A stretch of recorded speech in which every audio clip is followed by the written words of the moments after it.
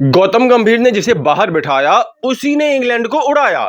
DSP Siraj के साथ मिलकर के जादू दिखाया। जी हां, एजबेस्टन टेस्ट के दूसरा दिन पूरी तरह से भारतीय टीम के पक्ष में रहा, जहां पर पहले तो कप्तान शुभमन गिल की रिकॉर्ड तोड़ 269 रनों की दोहरी शतकीय पारी की बदौलत भारतीय टीम ने लगभग 600 रनों का विशालकाय हिमालय खड़ा कर दिया। वहीं पर जब अंग्रेजी बल्लेबाज पहली पारी में बल्लेबाजी के लिए उतरे और जिसे लोग कह रहे थे कि ये तो पाटा विकेट है, यहां पर तो भारतीय बल्लेबाजों ने आसानी से रन बना लिए, तो अंग्रेज भी कूट ही डालेंगे, लेकिन उसी पिच पर भारतीय गेंदबाजों ने इतना शानदार गेंदबाजी का नजारा पेश किया कि इंग्लैंड के तीन तीन विकेट महज 25 रन पर ही उखड़ गए। कुल मिलाकर के दूसरा दिन भी भारतीय पक्ष में रहा, जहां पहले बल्लेबाजों ने धमाका किया, चाहे वो शुभमन गिल हो, रविंद्र जडेजा हो या फिर वॉशिंगटन सुंदर, और उसके बाद फिर बारी आई भारतीय गेंदबाजों की, तो भारतीय गेंदबाजों ने भी निराश नहीं किया है, बल्कि उन्होंने अंग्रेजों को पूरी तरह से बैकफुट पर धकेल दिया है। और अब भारतीय टीम यहां से इस मैच को आसानी से जीतने का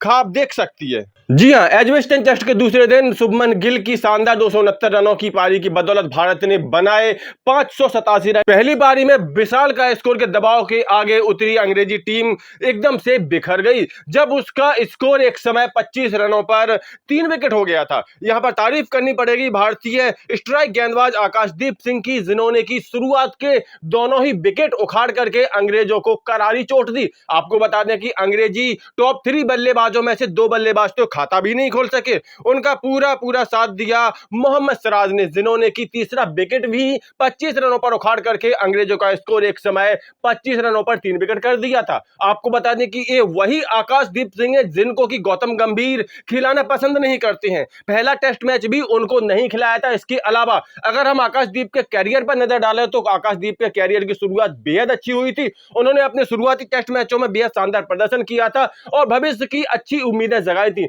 लेकिन जब से गौतम गंभीर कोच बने हैं टीम इंडिया के, तभी से आकाशदीप सिंह को मौके मिलना कम हो गए थे।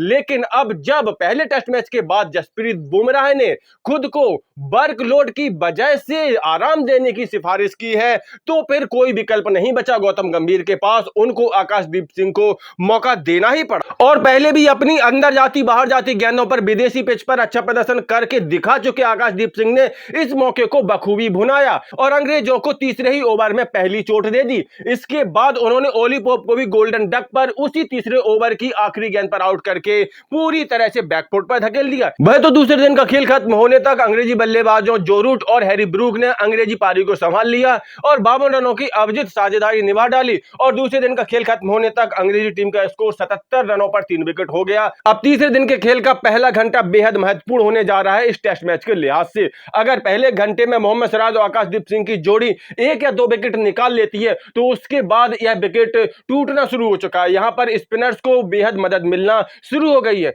ऐसे में भारत की तरफ से इस टेस्ट मैच में 2-2 विशेषज्ञ स्पिनर खेल रहे हैं, रविंद्र जडेजा और वॉशिंगटन सुंदर, और इन दोनों की जोड़ी निश्चित तौर पर अंग्रेजी बल्लेबाजों को बेहद परेशान करने वाली है। और अगर भारतीय टीम पहली पारी में बहुत बड़ी बढ़त लेने में सफल हो जाएगी, तो अंग्रेजी बल्लेबाजों के लिए चौथी पारी में बल्लेबाजी करना लगभग असंभव हो जाएगा। वैसे भी एजबेस्टन टेस्ट मैच जीतना भारत के लिए अनिवार्य है, हर हाल में जरूरी है, क्योंकि तभी वह 1-1 से सीरीज को बराबर कर सकता है और बाकी बचे 3 टेस्ट मैचों में 2 टेस्ट मैच और जीत करके इस सीरीज को जीतने का सपना देख सकता है। ऐसे में आपका क्या प्रेडिक्शन है? क्या भारत एजबेस्टन टेस्ट मैच जीत सकता है? अपनी राय, अपना प्रेडिक्शन कमेंट करके जरूर दें। साथ साथ स्पोर्ट्स के सभी अपडेट्स के लिए सफलतानामा चैनल सब्सक्राइब जरूर कर लें।